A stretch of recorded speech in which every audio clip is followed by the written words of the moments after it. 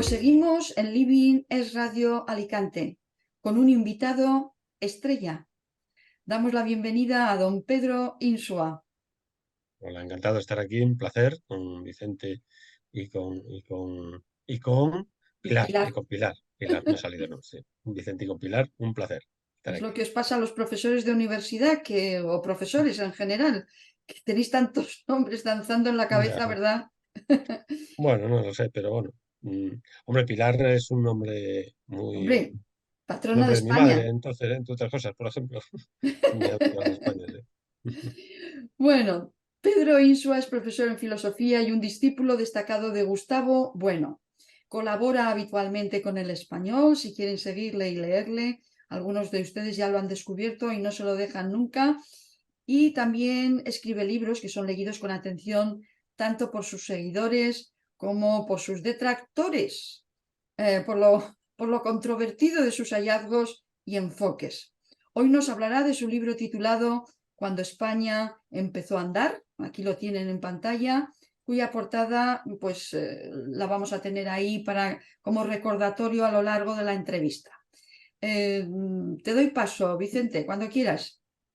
Pues en este libro, Pedro Insua nos lleva a la España del siglo XIII y nos muestra cómo se forjó la nación española como un proyecto político y social. Además, nos invita a repensar nuestras concepciones sobre la historia de España. Pilar. Sí, vamos a ver, ¿qué te motivó, lo primero de todo, a escribir este libro y qué te has encontrado según avanzabas en su redacción? Porque he oído que en principio lo tenías planeado para un año, según la editorial, te había pautado ese tiempo, pero luego te llevó 3 años, así que te has debido encontrar con hallazgos y queremos que nos lo cuentes. Sí, vamos a ver.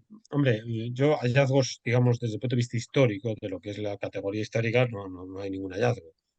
Yo manejo pues las crónicas y demás, los documentos que manejan los historiadores, los medievalistas y la literatura medievalista que se generó en los últimos años bastante abundante.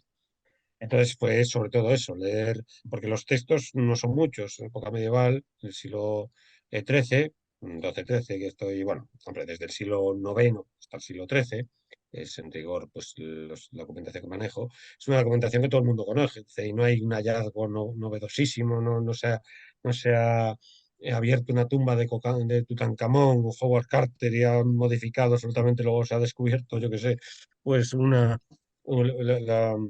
Pompeya del siglo XIII, pues tampoco.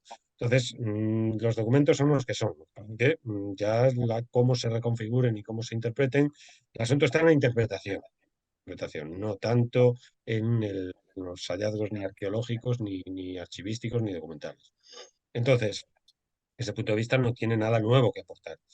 Pero sí, yo creo el enfoque, bueno, y tampoco exactamente nuevo, pero sí el subrayado. Yo lo que hago es subrayar determinados enfoques ya establecidos, pero los subrayo con cierta intención. En realidad el libro es un enfoque, es un encargo de la editorial Ariel, ¿no? Me había encargado otros 2 libros, pues un tercer encargo, pero yo tenía una intención clara con el libro, que es ese tópico prácticamente de la pseudohistoriografía nacionalista que niega la condición nacional de España en la Edad Media. Ujú. Entonces, bueno, que niega su existencia en general, pero después su existencia como nación. Entonces, ese carácter nacional, pues yo es lo que trato de probar, que ese carácter nacional está en la Edad Media, que España está en la Edad Media, que está, y además que está como nación. Es decir, no solamente ya como Estado, no solamente como un reino, que no lo es un conjunto de reinos, más bien como figuras como imperio. Esto Maraval lo probó abundantemente, el propio Bueno hizo toda una teoría al respecto, ¿no? Entonces yo lo que hago es subrayar el carácter nacional. Es decir, la idea de que ya la cohesión nacional se produce en el siglo XIII, pero no antes. Esto también, este subrayado también frente a tirios y troyanos, ¿eh? Es decir, aquí pues eso, sobre todo el goticismo, ¿no? O sea, es lo que más me ha criticado. Normalmente la crítica de este libro ha venido más. El nacionalismo fragmentario y nacionalista y separatista es que ni me consideran. Yo soy soy un facha para arriba, y entonces vamos, ni lo consideran, y de esto es pues eso, pues un españolista, un energúmeno, tal, o sea, ni lo consideran críticamente, ¿no? De donde más ha venido la crítica es de los goticistas, es decir, los que entienden que España surge con los visigodos y demás, ¿no? O la España ya, pues la del Homo Hispanus de Sánchez Albornoz, y esta tesis, ¿no? Un poco una tesis bastante confusa desde el punto de vista histórico, por otro lado, porque claro, eso es casi un mito, ¿no? Lo que maneja ahí Sánchez Albornoz, con todo el rigor que tiene como historiador y tal, pero parte de unas premisas completamente mitológicas, que es la del Homo Hispanus, ¿no? Entonces, por ahí ha venido más la crítica, pero la idea fundamental es la de que España está en la Edad Media, está en la Edad Media. El subrayado mío es que empieza en la Edad Media, no solamente que está, sino que empieza. Entonces, contra unos y contra otros, contra unos que España está y contra otros que empieza.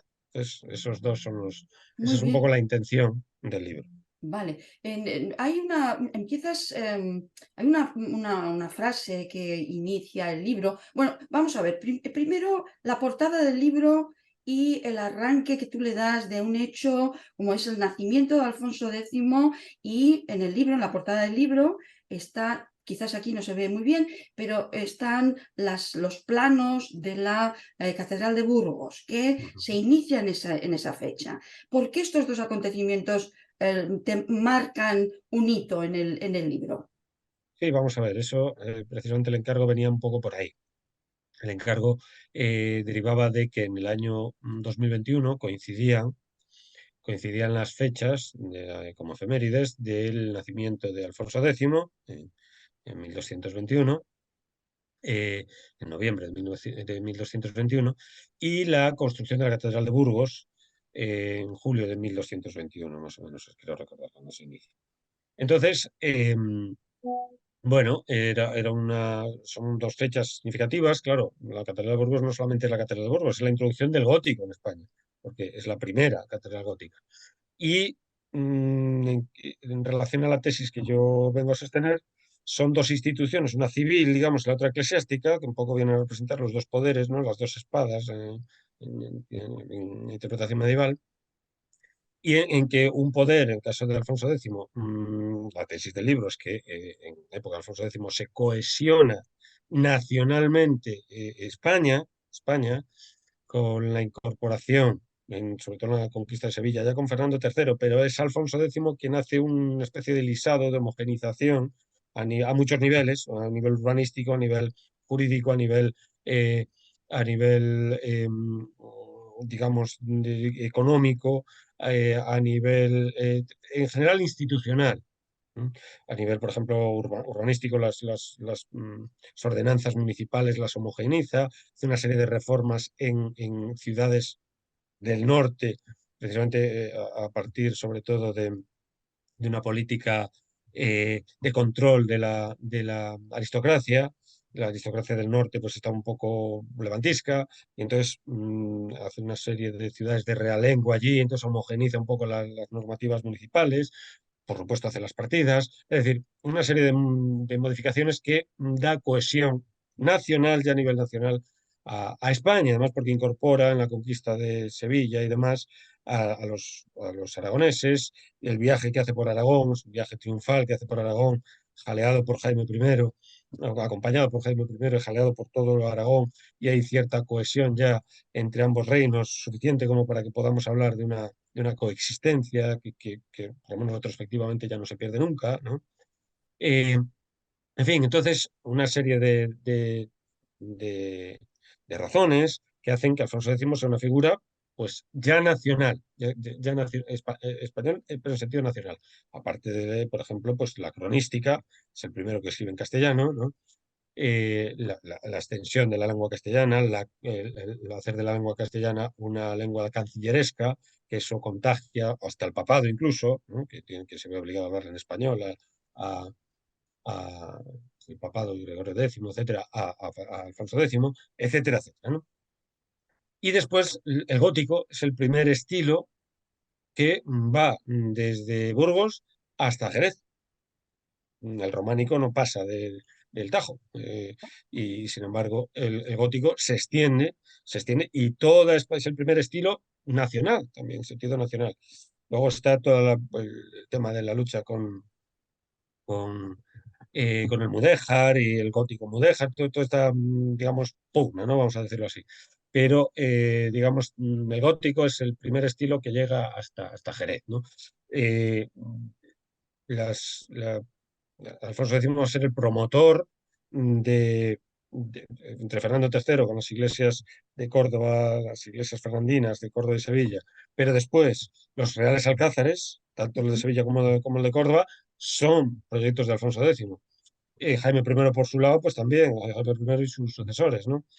Hasta Pedro III. Entonces, todo eso promoverán pues un estilo que ya se puede reconocer, aunque nace en el extranjero, nace en Francia, pero se extiende por toda España. Entonces, y empieza en Burgos. La primera catedral gótica es la de Burgos, y además, justo después de casarse, eh, las obras de la Catedral de Burgos comienzan en 1219, se casan Beatriz de Suabia con Fernando III, padres de Alfonso X, y en 1221 nace Alfonso X, y en 1222 ya están jurando su sucesión y tal, los nobles y todos, en la nueva catedral. En 1219 se casan en la antigua, y en 1221 y 22 ya está Alfonso X, bueno, el príncipe de momento infante Alfonso X, están jurando la sucesión del infante, toda Castilla, digamos, en la nueva, en las nuevas obras, ¿no? Entonces, es el obispo Mauricio que trae, digamos, con la embajada que trae a Beatriz de Suabia, el obispo, o sea, Fernando III, envía una embajada, bueno, en realidad lo envía la madre, Fernando III, eh, una gran mujer que está detrás de todo esto, eh, esto que es realmente la factotum de absolutamente todo este proyecto, incluso le pone el nombre a Alfonso, que es Berenguela, la madre de Fernando III, es la que quiere la conexión con los Hohenstaufen, con los Stauffen. Y de hecho ella se casa primero con un Stauffen, pero es anulado el matrimonio, pues se casa con Alfonso IX, que será el padre de Fernando III, también ha anulado su matrimonio, y finalmente pues será la promotora de la boda entre la prima de Federico II Hohenstaufen, es decir, el emperador, y, y Alfonso X, y Fernando III, que son los padres de Alfonso X. Fernando III, hijo de Berenguela, y Beatriz de Suabia, eh, mm, prima de Federico II de Hohenstaufen, ¿no? Entonces, por ahí vendrá el carácter Stauffen de Alfonso y la posibilidad más adelante de tratar de ganar el fecho del imperio, ¿no? Entonces, pues bueno, esta es la razón de esos dos hitos, ¿no? Sí. Uno eclesiástico y otro, uno que tiene que ver con el poder eclesiástico, otro que tiene que ver pues, con el poder civil, ¿no? Ujú. El hecho del imperio, y ya además con un proyecto imperial ya ahí latiendo detrás, promovido digamos, porque otra de las características para mí fundamentales, o para el libro, vamos, fundamentales de por qué empieza España ahí es la política y la geopolítica. Empieza una geopolítica que dura hasta la actualidad. Y Bueno, empieza ahí. ese es un dato muy importante que has introducido con el tema del concepto de imperio, que ¿No? entronca mucho con lo que es la mentalidad de Alfonso X, que aunque no le salieron bien todo lo que emprendió, pero luego sus competidores parece que eran peores, ¿no? Y entonces él dejó esa impronta de esa mentalidad suya de imperio. Sí. La concepción de imperio en el sentido de unidades o uniones, mejor dicho, Ujú, de otras categorías que no solamente son la política de la que conocemos hoy con una constitución, ¿no?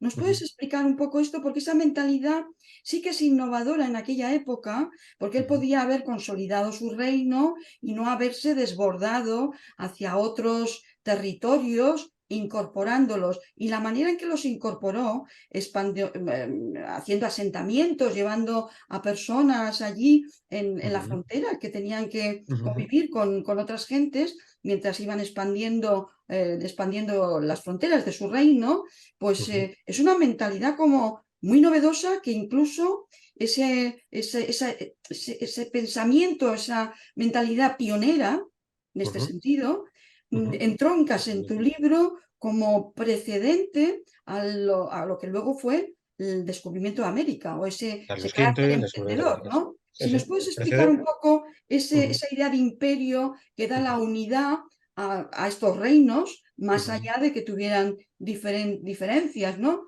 Pero que ujú, había como una sensación de pertenencia a una ujú, unidad y ujú, más moderna. Si nos puedes ujú. explicar esto un poquito. Sí, sí, aquí tenemos una discusión en la historiografía acerca del carácter del imperio hispano, del imperio legionensis, en principio el imperio de León, ¿no? Que deriva del asturiano, empieza con Alfonso II, bueno, incluso con Alfonso I se podría ver, pero la idea imperial, ¿no? Aquí Maraval y Buenos son esenciales, digamos, en este punto, frente a otros posicionamientos que tienden a rebajar la importancia del imperio como una especie de título puramente propagandístico de los reyes, pero que no tenía un sentido ni jurídico ni real, digamos, sino solamente propagandístico. Entonces tenemos dos posiciones. Una que da la clave de lo que es la unidad de la historia medieval de España, que si subrayamos la idea de imperio, en este caso Maraval y Bueno, que es donde yo me meto, y otra que entienden que es pura propaganda de los reyes, que en realidad son reinos que están más o menos disueltos y unos pues, utilizan esa propaganda imperial para intentar justificar un imperialismo que al final no tiene profundidad, digamos, desde el punto de vista ni jurídico ni político, ¿no? Entonces, ¿por qué me voy al otro? Por retrospectivamente, es decir, ¿qué sucedió después? Pues sucedió el gran imperio español. Entonces, hay que partir de ahí. Entonces, si no hubiera sucedido lo que sucedió después, pues probablemente aquello hubiera sido un imperio nominal, no hubiera tenido un sentido esto, pero nosotros no estamos en el siglo XIII, estamos en el siglo XXI. Entonces sabemos lo que ocurrió después y la historia es una concatenación que tienes que establecer ciertas causalidades y demás, ¿no? Entonces, claro, ¿qué sucede aquí? Pues la cosa está, la clave está en la consumación del proyecto que se inicia en Asturias, como el reino asturiano, se inicia un proyecto que no se consuma hasta que llegan a Tarifa. Entonces, claro, esto en principio, el neogoticismo es lo que va justificando eso, hay que restaurar la España cristiana, digámoslo así, pues el reino, el señorío de Rodrigo ha sido usurpado por los musulmanes y esta es la justificación que empuja a esa nueva formación política que es el reino de Asturias, que Sí. no es un reino visigodo, es un reino nuevo, tiene materiales, se hace con materiales de los visigodos, los romanos, de lo que quieras, pero es una cosa nueva.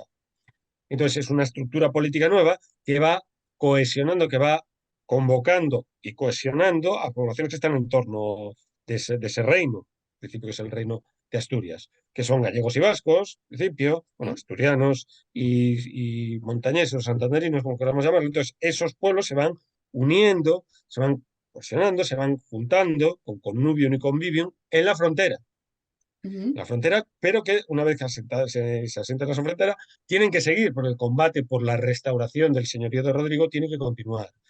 Y continúa, van saltando ríos, continúa, y se van cohesionando todas esas poblaciones en la frontera y se juntan, y ahí es donde está la nación española.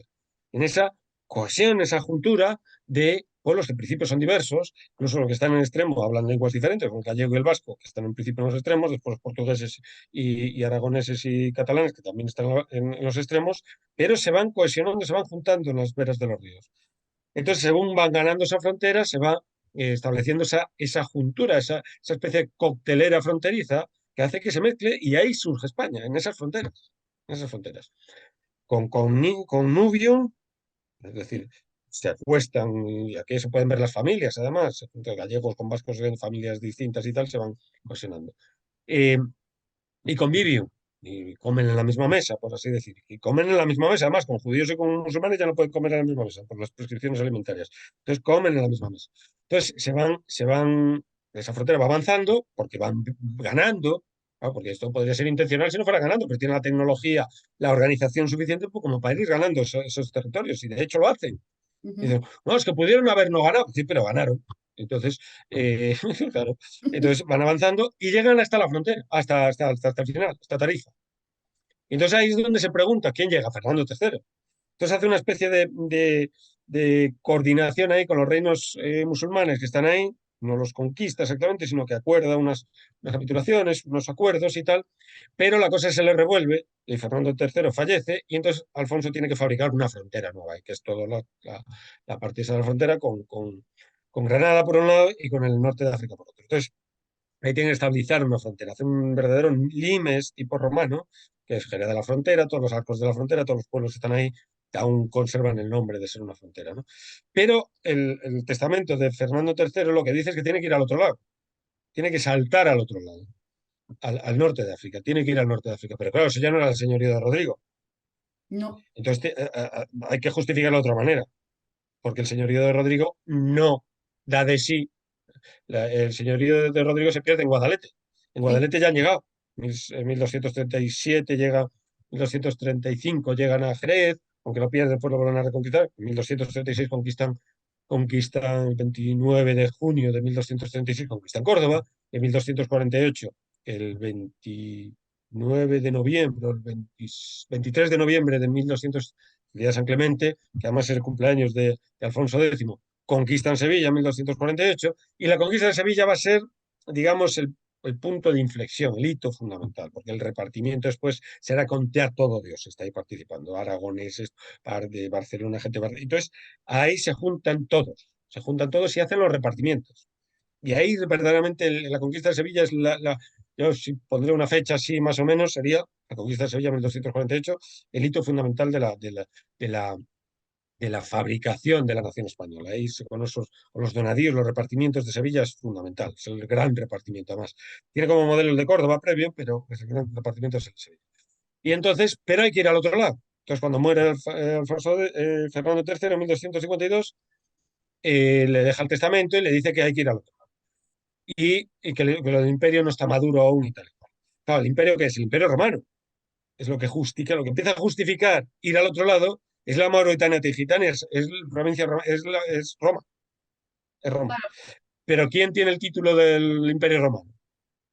Pues los Hohenstaufen, los Federico II y todo. Bueno, Federico II se muere en 1250, sí, 2 años antes del fallecimiento de Fernando III, y entonces aparece un interregno que es tremendo, en que Alfonso pues aspirará a ese título. ¿Para qué? Para llevar, y esto es lo esencial, para llevar el título imperial europeo, es decir, el fecho del imperio, llevarlo al norte de África, es decir, al fecho del Allende, que llaman, al ir más allá. sí, Tiene que llevarlo. Entonces, esta es la estrategia, esta es la geopolítica, sí, que es Europa y África, que es lo mismo que ahora.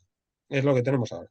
sí. Entonces, ¿qué pasa? Que intenta una expedición a África, la expedición de Salé, 1260, pues decimos, intenta llevar allí aquello, fracasa. Hay varias expediciones, hay otra expedición más o menos un tanto misteriosa, enigmática, que no está claro a dónde ni cuál era el objetivo y tal, incluso previa, que desde Alicante, porque Alicante es el primer puerto castellano en el Mediterráneo, y es por eso porque le ofrecen el imperio, porque al tener salida al Mediterráneo, que era Alicante y Murcia, pues sobre todo Alicante, al principio, los castellanos, al salir ahí, los pisanos, Pisa, le ofrece el imperio a Alfonso, que tenía posibilidades por su madre, Sí, por Beatriz de sí, Suabia y todo lo que vimos antes, al ser un Staufen.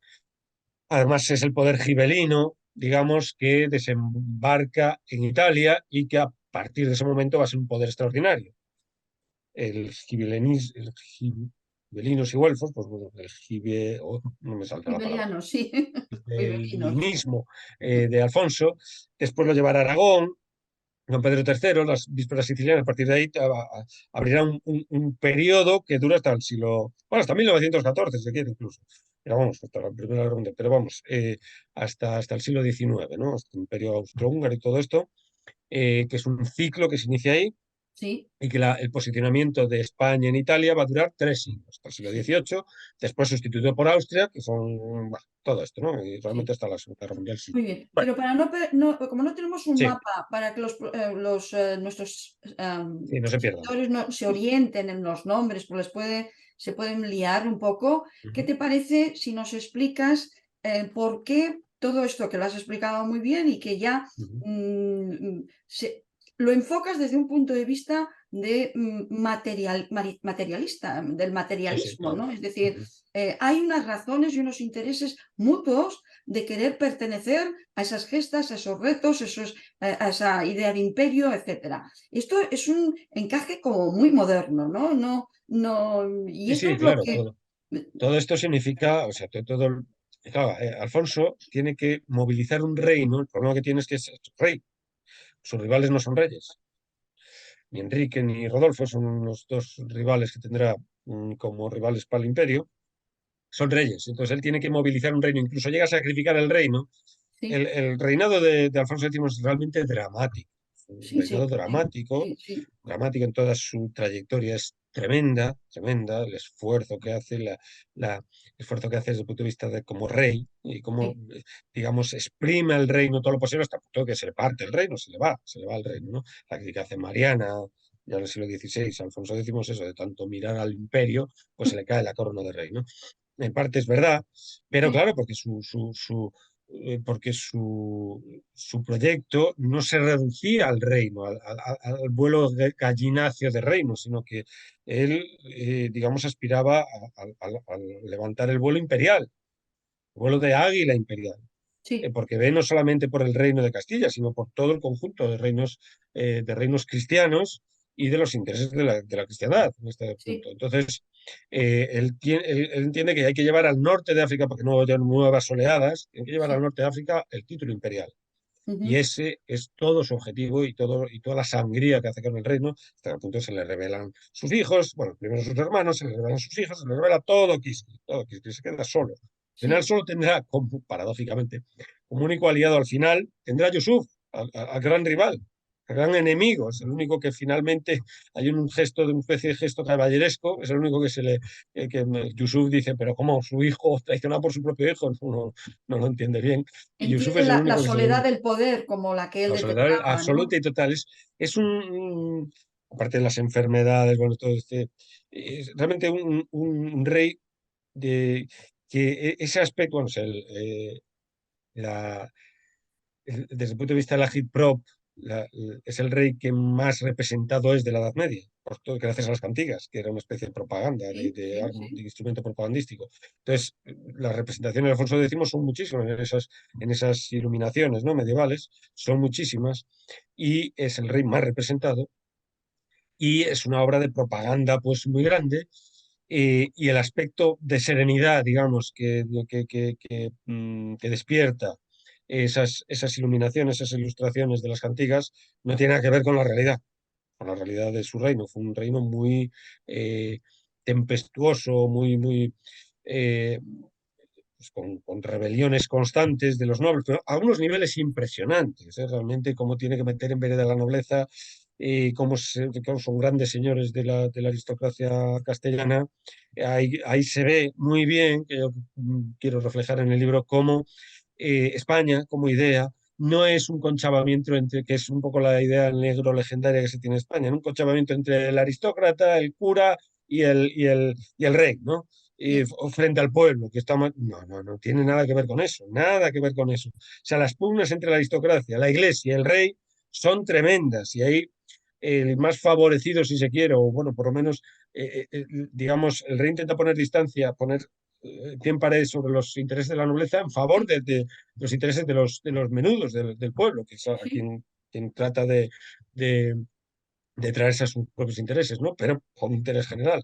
Entonces, esa visión completamente mitológica de la conspiración noble rey cura frente al pueblo oprimido, aquí es una de las funciones que quiero derrumbar, digamos, en el libro, ¿no? Sí. Que eso no es así en absoluto. No, nos lo estás adelantando, desde luego. Me parece que quiere Yo, hablar sí, Vicente desde hace rato. sí, Cuéntame, sí, sí. a Bueno, ver. ha sido muy, muy interesante lo que he escuchado y quería seguir la línea que estáis diciendo de geopolítica. A ver, Ujú, Alfonso X parece ser que es una figura clave en la formación de España, ujú, pero al final de su propio reinado, España, como acabas de decir, está a punto de desmoronarse, o sea, durar ujú, muy poquito, está ujú, a punto de romperse todo. Y entonces, yo me pregunto, es también una reflexión que te invito a valorar. Eh, España en ese momento es de alguna manera el bastión, la frontera contra el mundo musulmán, ujú, ¿vale? Y en ese sentido está bien visto desde Europa que España sea una unidad fuerte, que se ujú, mantenga, que ejerza de frontera, ¿eh? ujú, De seguridad para la Europa. ujú, Y Y la pregunta es, ¿cómo se salva España después de lo que le pasó al final de su vida a Alfonso X? Y también, si luego más adelante, cuando España finalmente se logre unificar y formarse un imperio, entonces es cuando desde dentro de Europa empiezan a minarlo y empieza precisamente la leyenda negra contra España, que hasta ese momento era interesante para Europa. Sí, bueno, ahí hay intereses distintos. El papado en líneas generales tiene un interés más francés de cruzada hacia el oriente. Entonces, ¿qué es lo que quiere? Que Alfonso quiere redirigir la política papal hacia la cruzada, si se quiere, africana, y no a la cruzada de Oriente. Entonces hay unos intereses güelfos, digamos, y franceses y demás, por mantener la cruzada en el Oriente. Entonces hay una pugna entre cruzadistas y africanistas, digamos, a la hora de desarrollar pues, la protección, si se quiere, o el frente cristiano contra el musulmán, ¿no? Entonces, bueno, ahí hay una pugna, y en esa pugna pues está toda la política esta, cuando Alfonso va a Bocaire tiene una entrevista con el Papa, después de pelearse porque hubiera una entrevista con el Papa, después del Concilio de León, etcétera. Bueno, toda una cosa muy enmarañada, muy complicada. Habías dicho, Pilar, que cómo es que tardé, me habían encargado un año y tardé 3. Pues básicamente los 2 años de más fue por la política europea, es un laberinto impresionante, ¿no? Impresionante con el Reino de Sicilia por ahí. O sea, es impresionante, ¿no? Todo lo que es los derivados tras la muerte de Federico II y los hijos de Federico II, tanto los legítimos como los no legítimos, pues es pues tremendo, ¿no? Hasta Conradino, la muerte de Conradino, Manfredo, todo lo que es la política italiana y alemana es terrible porque es un laberinto en la que se mete, en ese avispero, digamos, se mete Alfonso de lleno. ¡Buah! Y entonces, pues claro, la política y con sus hermanos, Enrique, Fadrique, al que tiene que matar, a Fadrique, en fin, es un guirigay, ¿no? Entonces, eh, claro, en todo esto hay el papado que tiene intereses más bien orientalistas y Alfonso y los reyes españoles, que ninguno hace una cruzada, así como el rey francés sí, Luis IX hace la cruzada al oriente, incluso los reyes aragoneses sí lo hacen, Jaime I hace un amago ahí de cruzada. Los castellanos no son cruzadistas, son reyes africanistas. Entonces la apuesta es la que apuesta y, hombre, establece una frontera que es muy sólida. Esa frontera, desde el punto de vista estratégico, es muy sólida, porque hay una invasión. Los benemerines invaden. Incluso llegan a aliarse con el propio rey por la rivalidad que hay entre Sancho IV y su propio padre, Alfonso X. Entonces, en esas pugnas internas, Alfonso ve un aliado en un momento dado a Yusuf, pero, digamos, finalmente la propia estructura fronteriza militar es capaz de expulsar a los musulmanes de ahí. Expulsarlos. No es consistente su presencia. Sí, Termina siendo inconsistente. Muy bien. Entonces, la frontera es mucho más sólida, incluso que a veces por los propios planes de Alfonso. Los testamentos de Alfonso son bastante disparatados desde el punto de vista geopolítico, porque pone todo en manos de Francia, frente a Aragón, y al final la cosa vuelve al redil, digamos, que previamente había sido puesto. O sea, el final del reinado de Alfonso es muy inconsistente en sus propias decisiones ahí, sus propias decisiones. O sea, las inercias previas que él mismo había puesto consiguen sobreponerse a las propias decisiones que toma él al final, allí por las rivalidades internas. Entonces, porque la cosa ya es muy sólida previamente. Eso es lo materialista, que ahí hay, por encima de la voluntad de muchos de estos individuos, están poniéndose unas bases estratégicas, geopolíticas, productivas, la mesta, la tal. Es decir, que ya implica una base sólida, que es que aquí yo soy marxista totalmente, absolutamente. No es la conciencia la que hace al ser social, sino el ser social el que hace la conciencia. Entonces, se impone ese ser social ya que él mismo había impuesto, ¿no? Y esa geopolítica y demás. Se impone hasta la actualidad. Es decir, Alfonso X es un precedente, Carlos V total y absoluto. Es decir, el fracaso relativo, visto secularmente, Alfonso no fracasa. Triunfa con Carlos V, es el triunfo de Alfonso X. Sí. porque están puestas las bases previamente. Entonces, esa cruzada africana de frente no podrá triunfar, pero después el fracaso del Oriente, de las cruzadas, sí, fracaso de las cruzadas y la caída de 1453 de Constantinopla hará que la vía africanista sea la buena, con ujú, Portugal y con España. sí, Portugal, que es nieto de Alfonso X, al fin y al cabo, el rey Tendinís, etcétera, y la Asunción portuguesa.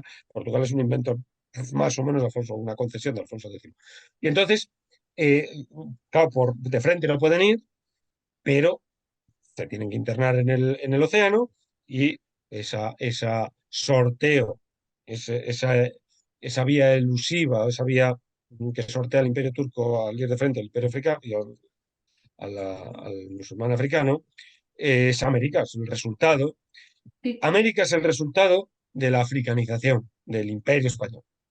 Entonces, De que asientan las bases de una aventura aperturista nueva, con un nuevo nada, enfoque. ¿Eh? exactamente. Y, Y de claro, frente a África no se puede ir, pero es el mismo proyecto. Es el ujú, mismo proyecto africanista el que tiene su desarrollo hacia el océano y se encuentra con algo nuevo, algo que sí, nadie calculaba, pero es un desarrollo del africanismo. sí, No es algo que no tenga que ver con el africanismo, es un desarrollo del mismo. sí. De Una hecho, cosa, cuando América cae, después en el siglo XIX, sí, España vuelve al africanismo.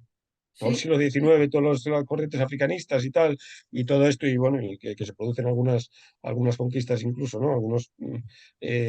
Lo que es, pues eso, todo lo que el Tratado de Algeciras y demás, en 1905, que es el resultado de, pues, la vuelta al africanismo, el testamento de Isabel la Católica que se saca, todo lo que es la política que anuncian y que defienden, pues, desde Joaquín, eh, el de la oligarquía y caciquismo, Joaquín, es que me sale Joaquín Turín, ahí no, Joaquín, ¿cómo se llama? bueno, nos Eh, saldrá, nos saldrá. no saldrá, sí, pues el aragonés, joder, no me sale ahora el de oligarquía y caciquismo y todo esto. Bueno, pues Joaquín Costa. Costa. Joaquín Costa, sí, Costa, pero vamos, todos son africanistas. Quiero decir, hay una política ahí africanista y tal, y entonces vuelve otra vez porque América se pierde. Entonces, bueno, el- el- el- la conquista americana es un desarrollo del africanismo, que quien lo promueve es Fernando III y Alfonso X, y ahí surgen las bases. Muy bien, Entonces, pues ha quedado claro más, yo creo que hay ese impulso de Alfonso X por expandir fronteras, por desbordar las que tiene, ampliar esa mentalidad nueva. y em, sí, perdona, Pilar, hay que darse cuenta frente al Islam, como lo que decía Vicente, ¿no? Frente al Islam, lo que vence es esto. Es sí, decir, al eludir por el océano y envolver al Imperio Turco, el Imperio Turco va languideciendo, se convierte en el hombre enfermo de Europa y es vencido. Pero no es vencido de frente por la mm, propuesta africanista del papado y de Francia. De frente no.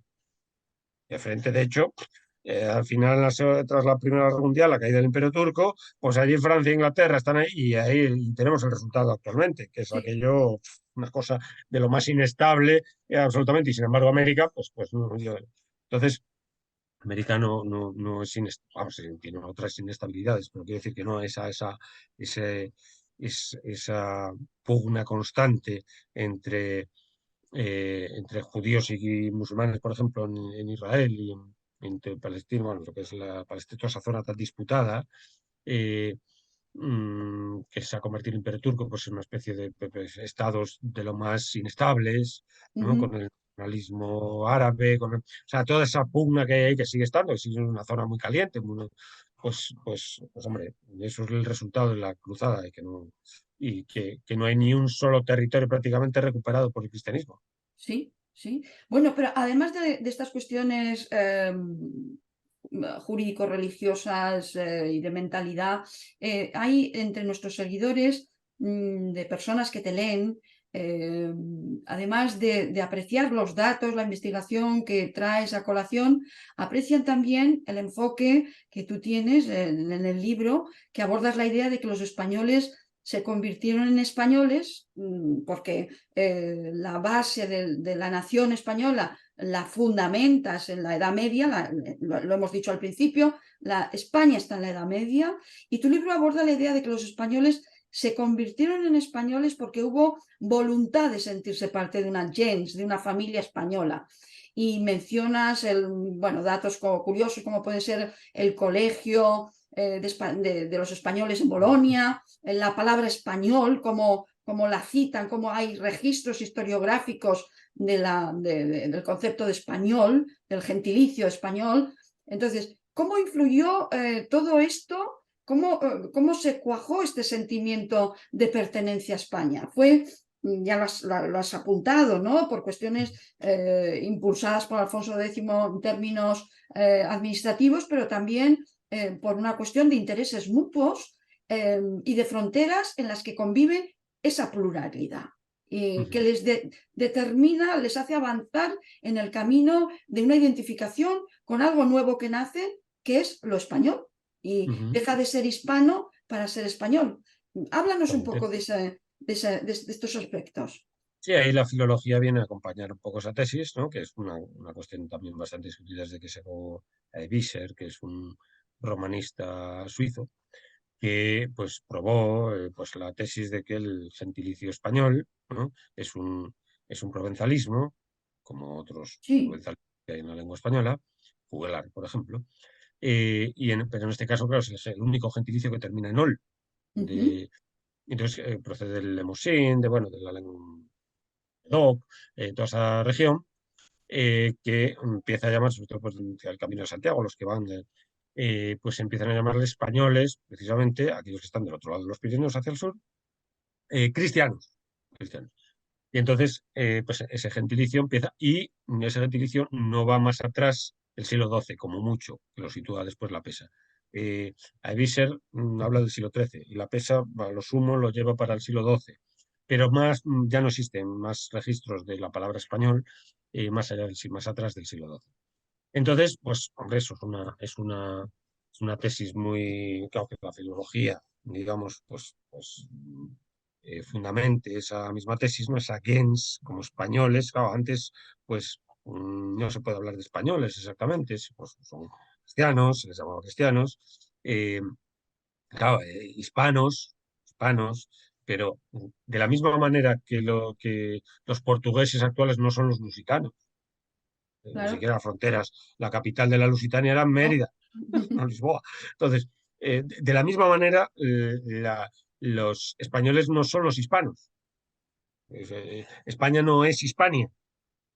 Entonces, tiene elementos, por supuesto, es decir, pues España no se funda en la nada, sino que hay una previa, por ejemplo, que ya las calzadas romanas y muchas otras cosas, y muchas instituciones y tal y cual, pero tienes otra forma, es un formato diferente, hay materiales parecidos, pero es como, yo qué sé, el Vaticano está hecho con el material de acarreo sacado de los foros, ¿no?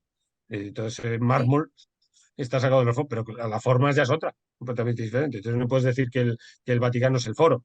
Sí. Es otra historia. Pues esto es igual. Es decir, España ya es otra cosa distinta de Hispania y de la Hispania, que es una prolongación de Hispania Goda. Es una prolongación de la provincia romana. Hispania Goda no hay un salto a otro género, no hay una metábasis a otro género. Es una prolongación.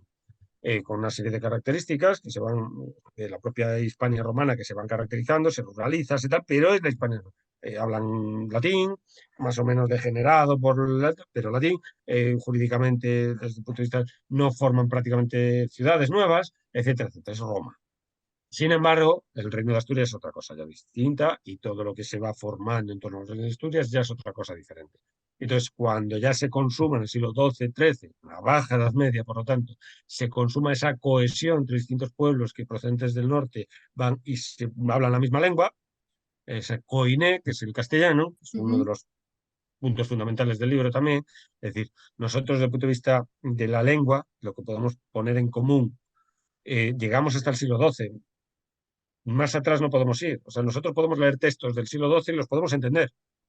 Pero más allá el mozárabe ya no lo podemos entender si no nos lo traducen. Ya desde el español actual podemos llegar hasta el siglo XII. Pues eso yo creo que es un hilo un dato importante, efectivamente. Un dato importante que pone en común esa genealogía, esa nación, que son los nacidos, son generaciones y generaciones que han hablado en la misma lengua y que se instalan en esas instituciones a partir del siglo XIII, con las ferias, la tal, es decir, un montón de instituciones que surgen ahí y que esos españoles ya tenemos muchas cosas en común.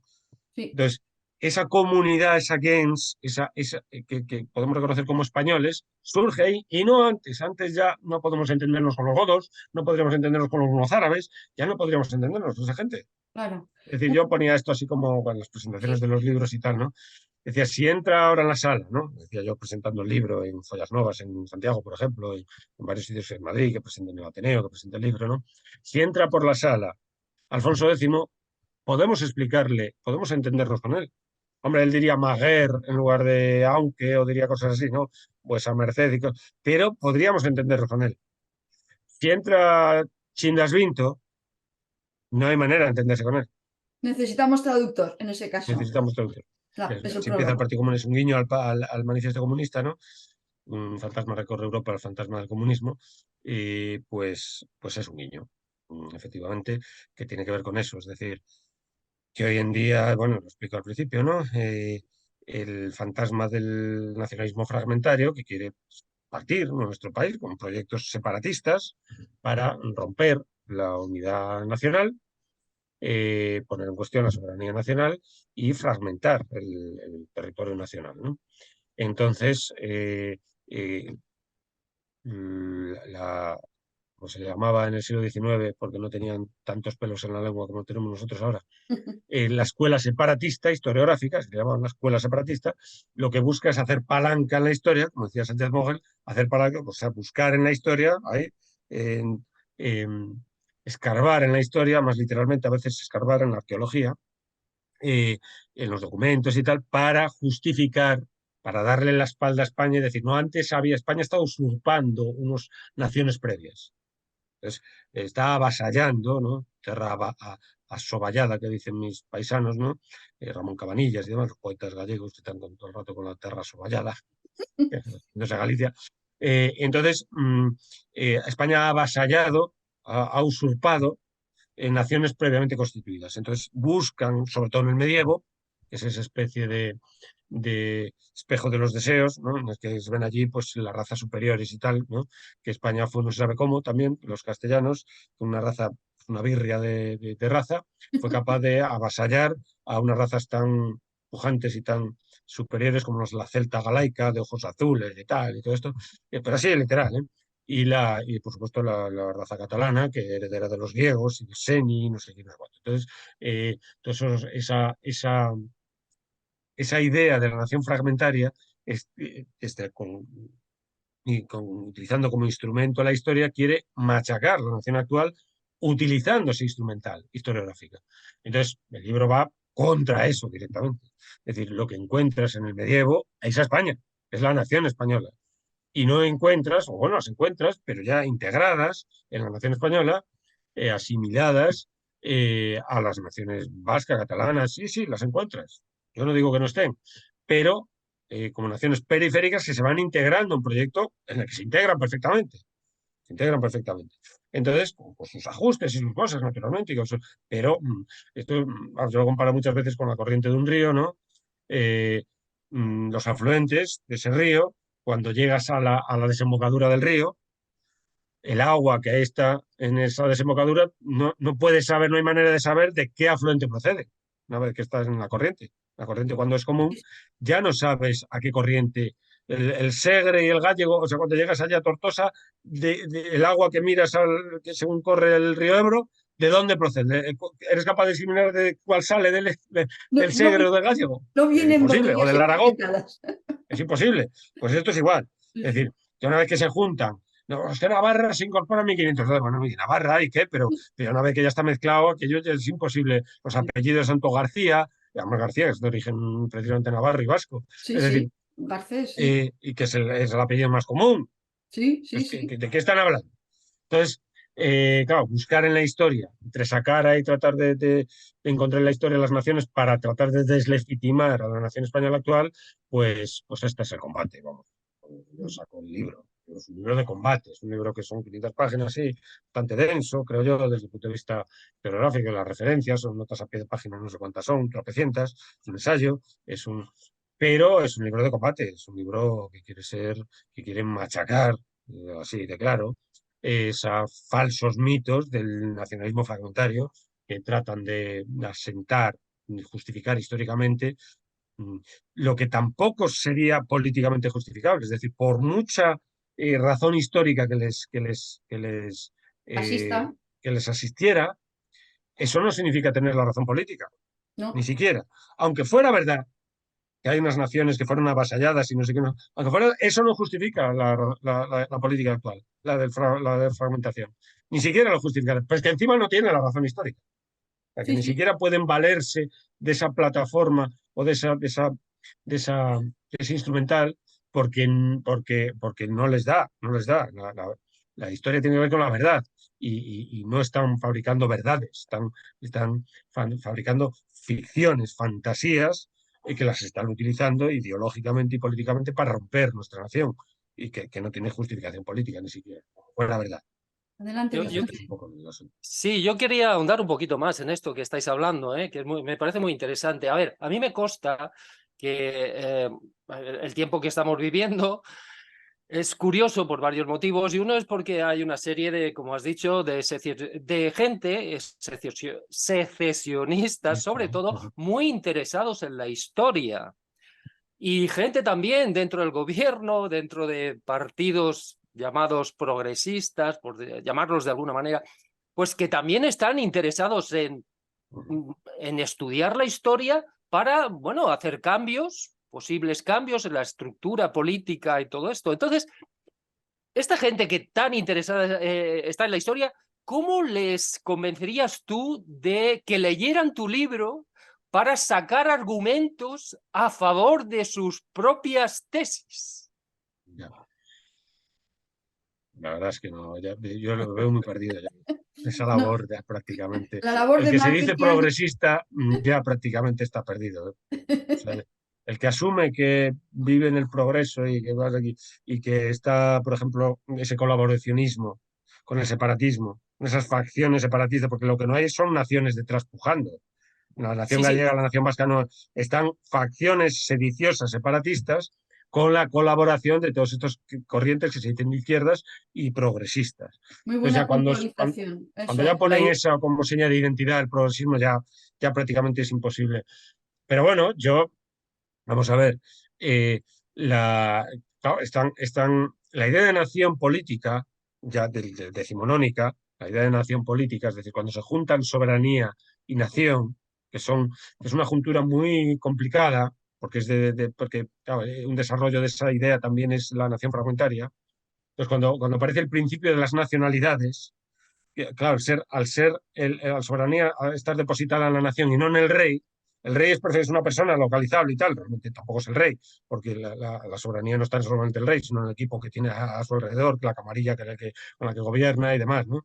Entonces, tampoco, la monarquía es un concepto tan metafísico como el de nación, el de soberanía nacional. La nación gobernándose a sí misma, son conceptos metafísicos, pero que justifican unas políticas, ¿no? Igual que la monarquía, nunca hay gobierno de uno, no solo hay gobierno de uno, monarquía, nunca hay un gobierno de uno.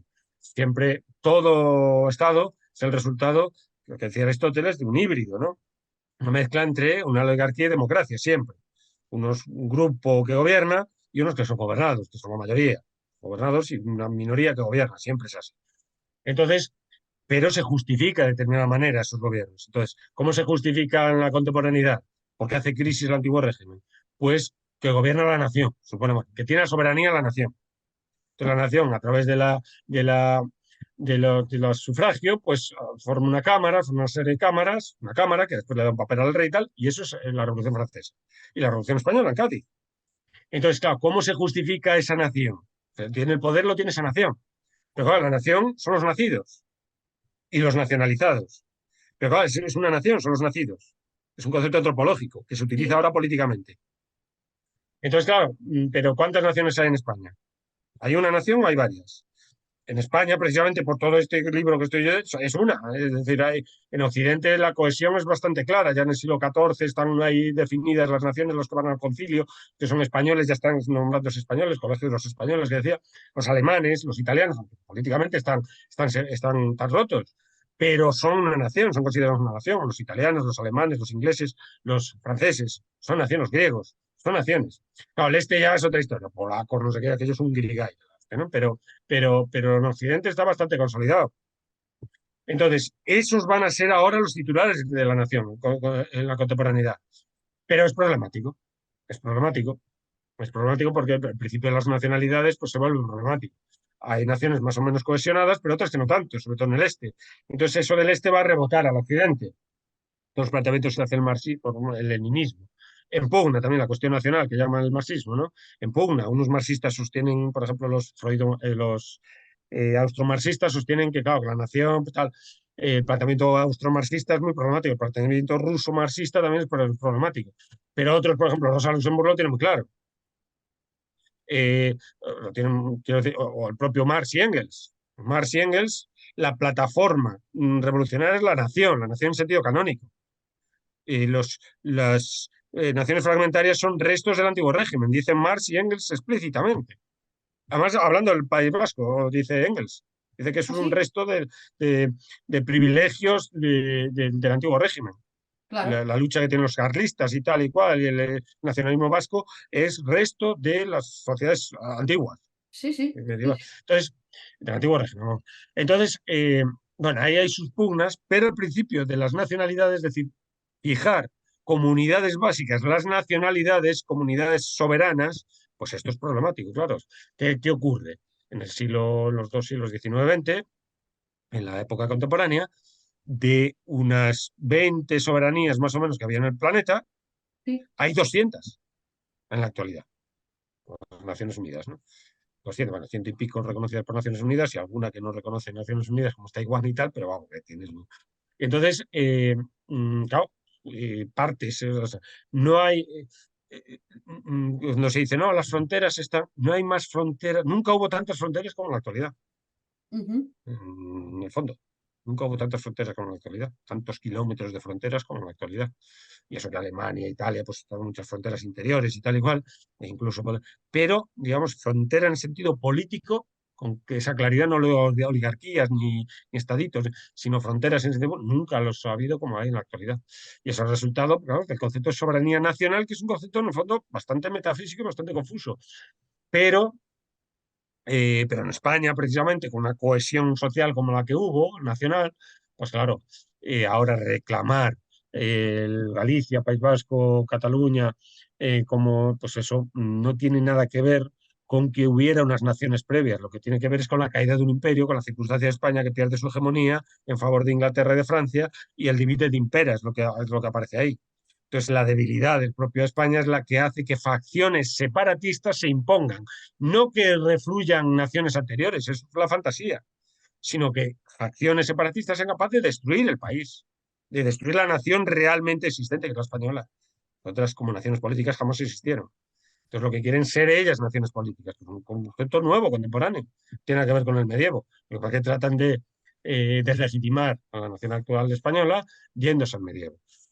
Entonces, pues bueno, yo sobre todo lo más, digamos, elocuente para neutralizar al progresista es enseñándole los textos de Prat de la Riba, de Murguía, de Sabino Arana, y en qué basan la realidad nacional catalana, vasca, gallega. ¿En qué lo basan? Entonces, cuando ves que lo basan en la raza, en el caso del galleguismo es tremendo, porque suele ser como disimulado. Pero Vicente Risco, vamos, ríete tú de Murguía, o sea, de este Sabino Arana. El caso de Vicente Risco es un caso tremendo, tremendo. Cuenta, cuenta. Eh, por ejemplo, pues eso, Prat de la Riba, o todo el nacionalismo catalán. Hay un libro de ¿cómo se llama este hombre?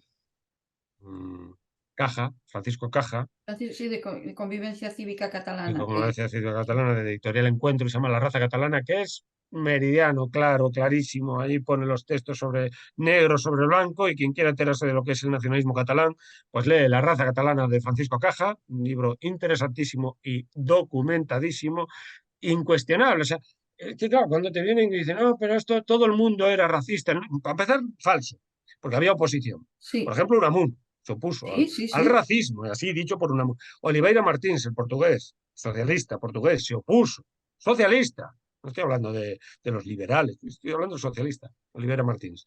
Y tachando de racista a esta gente. Sánchez Moguel, autor desconocidísimo que era el verdadero némesis de esta gente, que quisieron machacarlo y que se olvidase, y lo consiguieron. Nadie sabe quién es hoy en día Sánchez Moguel. Fue el que le dirigió la tesis a Unamuno, y nadie sabe quién es. Yo escribí un artículo en español y ahí quedó, y bueno, más o menos, intentando sacar adelante esta figura, pero todos van contra él. Otero Pedrayo, o sea, tanto Gallegui, Pera Bosch Gimpera, el arqueólogo, digamos, padre de la arqueología catalanista y tal, van contra él, etcétera. O sea, es una figura que lo tienen ahí como némesis y han conseguido lo que se olvidase en España, ¿eh? No hay un monumento, la Wikipedia, lo que se le dedica a Sánchez Moguel son 5 o 6 líneas. O sea, han conseguido una damnatio memoria sobre Sánchez Moguel y lo han conseguido. Entonces, pues, y muchos otros se les han opuesto. Pardo Bazán, Juan Valera, estos se opusieron al nacionalismo en su momento. Y otros nombres que no salen, que no son, tienen renombre.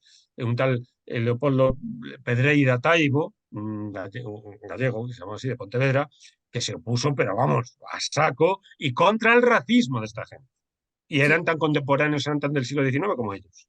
Entonces, esta excusa de que, bueno, estaba en el ambiente, sí, estaba en el ambiente, pero estaba en el ambiente también su posición. Y su posición hoy en día está callada y, sin embargo, a estos se les hace monumentos, se dedican calles, nombres de institutos, nombres de universidades, etcétera, etcétera. Y, sin embargo, Sánchez Moguel está completamente olvidado.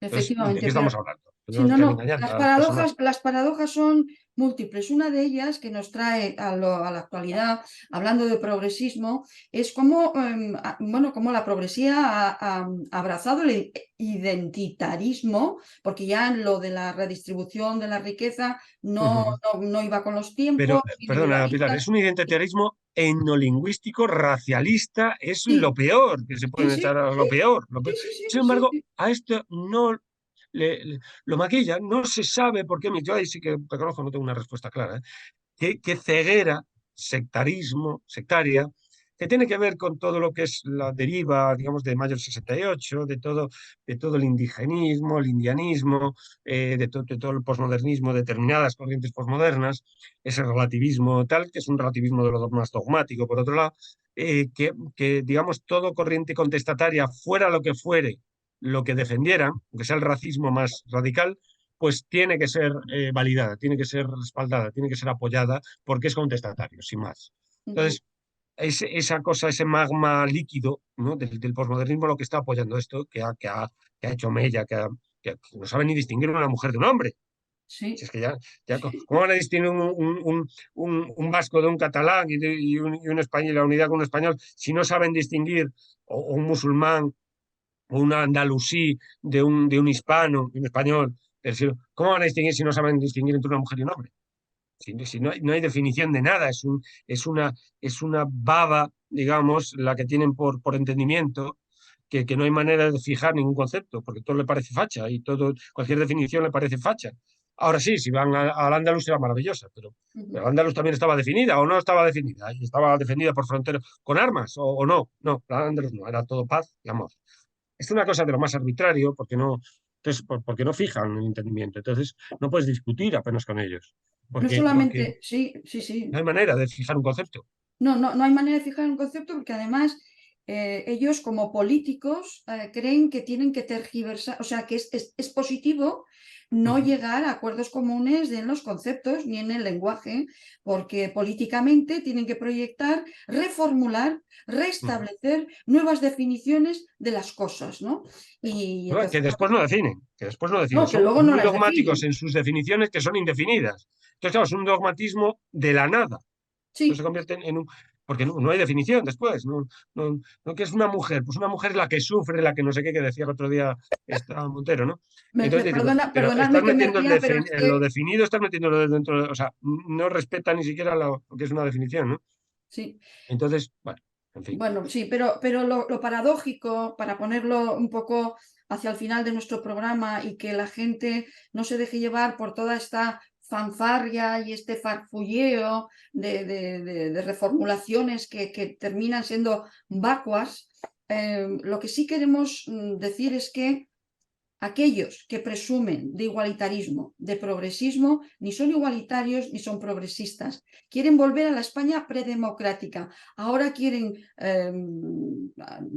conceder la amnistía, que es como decir que España ha sido una dictadura o no ha sido democrática durante los últimos 40 años porque han aplicado las leyes en contra de quien se ha querido secesionar. Entonces, no son progresistas porque nos vuelven a la España anterior al 78, colgándonos la etiqueta a todos los españoles de autoritarios contra los catalanistas independentistas, que son pocos. Son un 5%, recordemos, un 5% de los votantes españoles y un 15% en sus territorios. El resto de la población o no se pronuncia o no vota, pero bueno, sin que me vaya del tema. La contradicción, no son progresistas porque les da igual borrar los delitos que no convienen y volvernos a la España predemocrática, y tampoco son personas igualitaristas porque siempre favorecen a los territorios más ricos. Entonces, este identitarismo y esta connivencia con el identitarismo, tal y como tú lo has definido muy bien, pues viene a favorecer a los ricos. Y hay un dicho que me lo apunté, que decía que hay dirigentes que son fuertes con el débil y débil con el fuerte. Entonces, esto es lo que se está demostrando ahora con el actual gobierno en funciones, que es débil con el primo de Zumosol. Hubo una época que, si os acordáis de este anuncio del primo de Zumosol, nos hizo a todos mucha gracia porque estaba muy bien planteado, porque era el niño pequeño y luego se traía a su hermano mayor y tal. Pero en el trasfondo de esto circulaba la idea del matonismo. Es decir, el más fuerte viene y te calla la boca. Entonces, esto es lo que está sucediendo ahora. Es el matonismo en la política. El de la política, el que puede tener una posición de dominio y chantajear, es el que impone cualquier atrocidad, que se salta la Carta Magna, porque luego además tienen el Constitucional con sus acólitos y dicen que sí, amén, amén, y hacen verlo blanco y negro, y ahora van a hacer un decreto ley por urgencia para tramitar la amnistía. Bueno, me he alargado, el invitado eres tú, Pedro, disculpa mi parlamento. Nada, no, me parece. Disculpa mi No, parlamento, vamos a ver, yo pero no creo que sobre sea esto, ¿qué nos predemocrático, podrías siquiera. decir? Sí, El tema no es predemocrático, es prepolítico. Es más prepolítico, eso grave, es, es eso es. prepolítico. O sea, ellos pretenden hacer un Estado, una nación, fabricar a partir de partes de una nación previamente establecida, que no reconocen como talmente establecida, pero a partir de criterios que no son políticos, que no son de naturaleza política, que son étnico-lingüísticos, endolingüísticos. Correcto, eso es. Entonces, claro, pretenden hacer, primero, ¿qué son los catalanes? Los catalanes, ¿qué conjunto son los catalanes? Porque yo en la radio, yo estuve de tertuliano con Julio Otero, ¿no? Durante un año entero, en la radio de Julio Otero. Entonces yo recuerdo una En discusión qué radio, perdón? en el programa de Julio Otero. Yo Julio estuve, Otero, sí, me acuerdo, sí, yo sí. estuve ahí en el año 2017 entero, pues fui tertuliano, ¿no? Gabinetero, que le llaman un nombre horroroso, pero bueno. Parecía más Desde bonito que luego. Tertuliano. Tertuliano es un nombre precioso, ¿eh? Con Tertuliano ahí del siglo II y tal. Gabinetero. Entonces, bueno, el caso es que eh, yo recuerdo una discusión con la propia Julio Otero, porque no estaba enterando de lo que estaba yo diciendo, y Manuel Delgado, que es un antropólogo que lleva muchos años ahí en ese territorio. Y entonces yo decía, pero a ver, ¿me queréis decir quién vota en ese referéndum posible? ¿Quién es el que vota? ¿Cómo se recorta el censo? ¿Quién vota? Los catalanes, es decir, los de origen catalán, y cuando empiezan a ser catalanes, donde lo ponemos Ajá. el origen, 8 que apellidos. es un concepto genealógico, semitribal, una gens, que es una gens, los catalanes, o los que viven en Cataluña, los residentes en Cataluña, los vecinos de Cataluña, que no es lo mismo, No, que no es lo mismo, porque hay muchos vecinos de Cataluña que no son catalanes. A pesar, porque algunos son de Murcia, otros son de Castilla, otros son de Andalucía, otros son de Noruega, otros son de Inglaterra, otros son de... y no son catalanes. no, Y entonces, ¿y quién determina quién vota? ¿Quién determina ese censo? ¿Quién hace el censo? Porque quien haga el censo ya ha decidido. Entonces el referéndum se vuelve un superfluo, porque ya ha decidido, ya ha recortado la soberanía. y no ha sido una decisión democrática, porque no lo han consultado aún. Están Y es, recortando el censo. y Entonces, es ¿quién un coño voto recorta el censo? obligatorio, y es un voto obligatorio, van a votar Claro. No, y obligatoriamente además tendrán todos. que ir porque hay catalanes que no viven en Cataluña, tendrán que ir a Australia a buscar a algún catalán que haya por allí y ponerle a votar.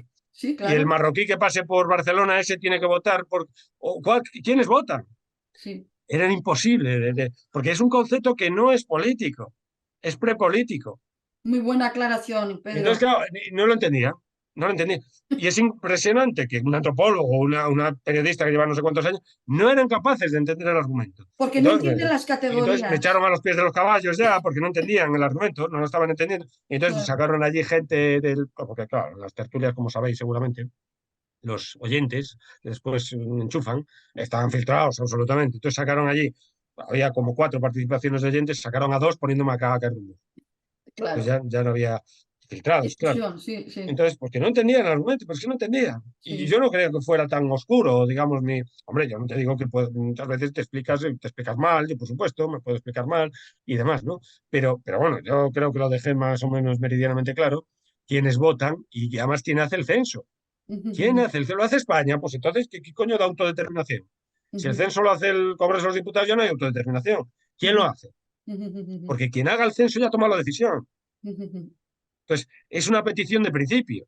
Pero Totalmente. claro, como ni siquiera saben lo que es una petición de principio, como, como Claro, como concepto. falacia, que es una falacia, entonces pues no entienden nada. Entonces Sí, te llaman facha a la primera de cambio. Entonces esto es lo bueno, terrible, que lo que es una especie de barbarie de la lógica en sí. la que estamos, que la gente opina sin ton ni son, sin ningún valor, sin necesidad, sin tener la necesidad de fundamentar lo que dice. Esto es lo terrible. No, No ya que no. lo fundamente, sino que cree que no tiene necesidad de hacerlo. Sí, sí, sí. Esto es lo terrible.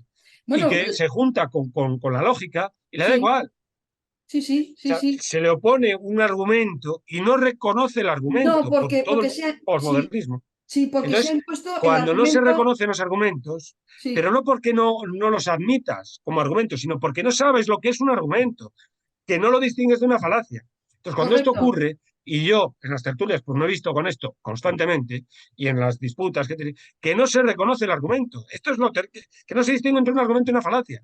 Entonces, No. cuando te encuentras con esto abundantemente, eso es lo que ya es imposible prácticamente porque claro, no Y puedes el, argumentar, porque no sí, sabes lo que y es. el nivel es tan bajo que la falacia domine se ha convertido en argumento. En argumento, En y el argumento, quid pro des, o sea, no se sabe lo que es una falacia, no se distingue entre una falacia y un no, argumento. no, no, no, El no, quid no. pro des, por ejemplo, beneficia. Se creen que porque beneficia a alguien ya está justificado, ya ese alguien es culpable o responsable de ¿no? Puede beneficiarse, es la falacia quid pro. Y ya no digamos el hombre de paja. El hombre de paja es la reina de las falacias hoy en día. Sí, sí, El sí, hombre de paja.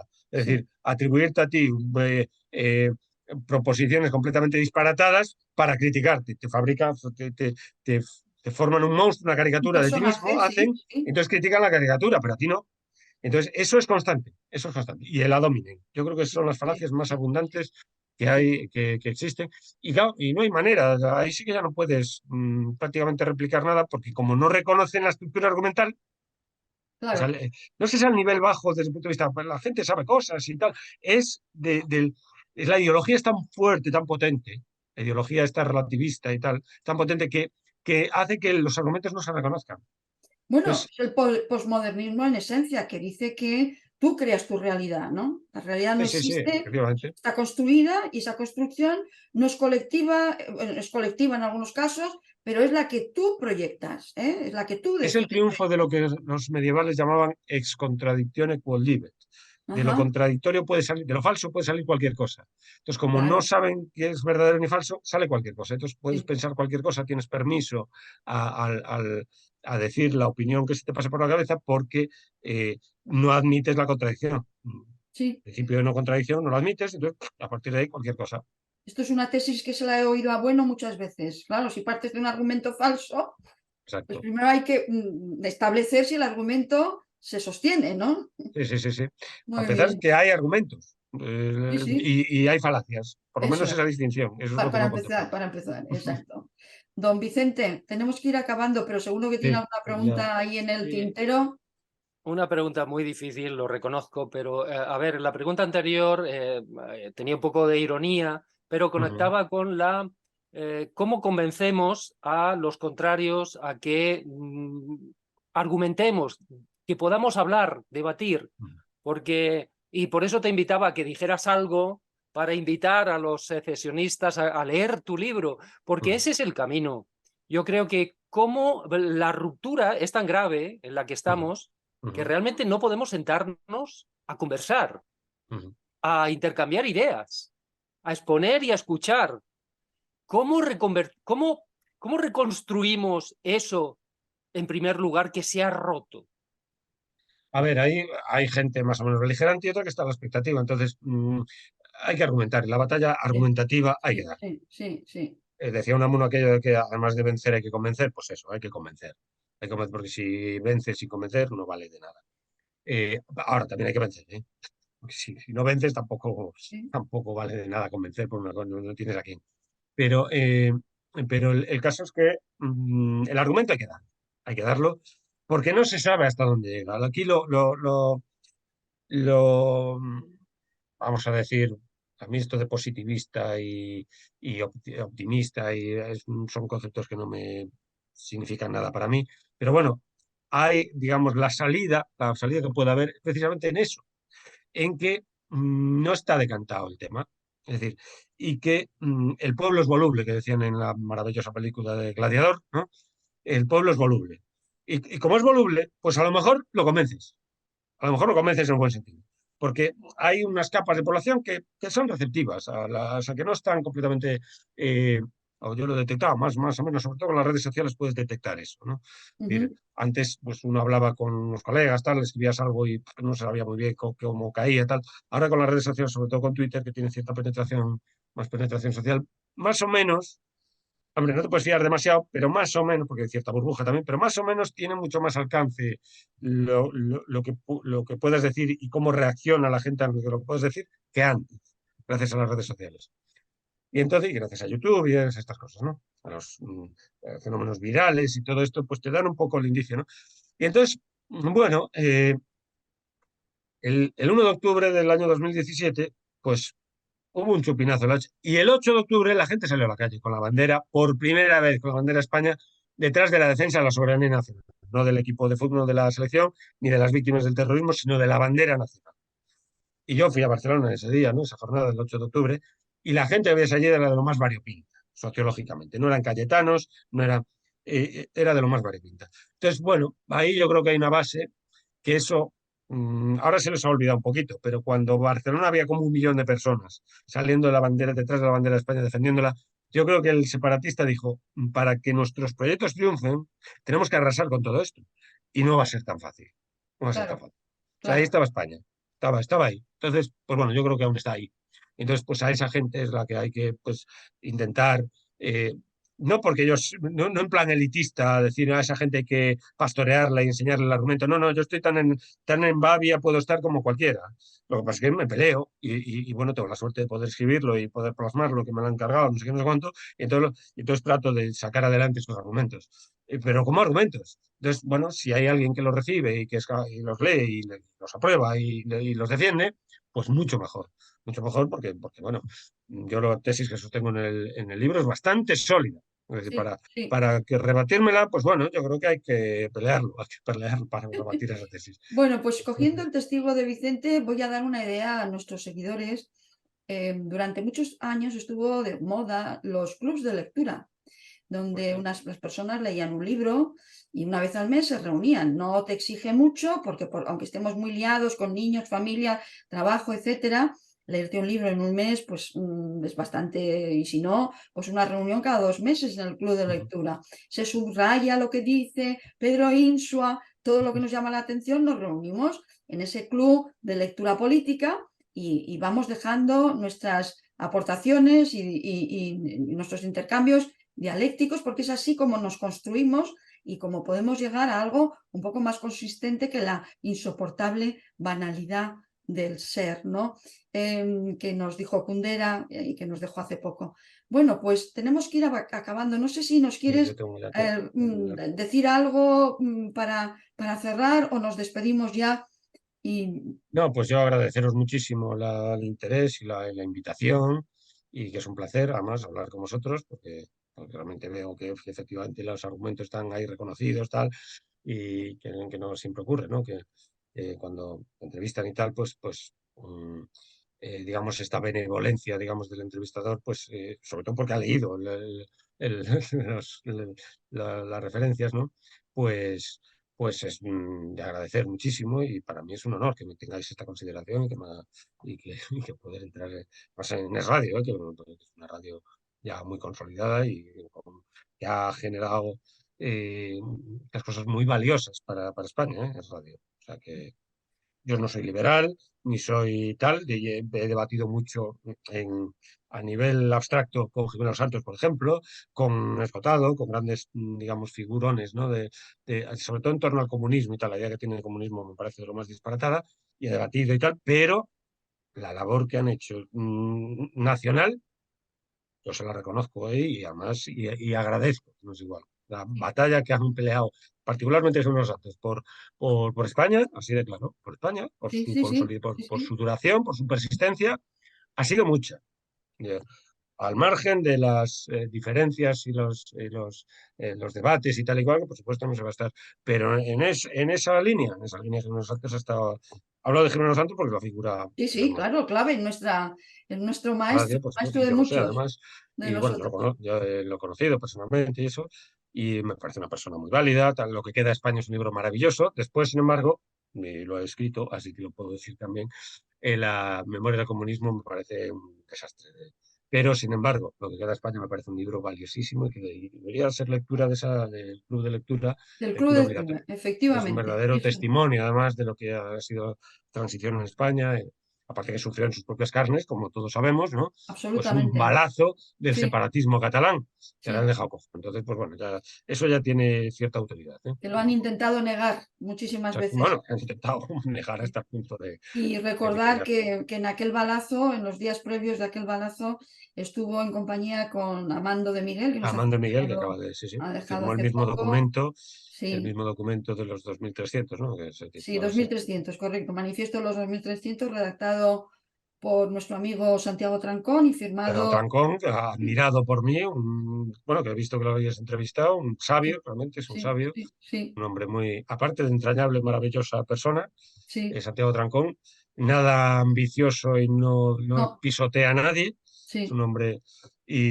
muy honesto y además el principal redactor de ese documento que le llevó a que a Jiménez Santos le pegara un tiro. O sea que Efectivamente.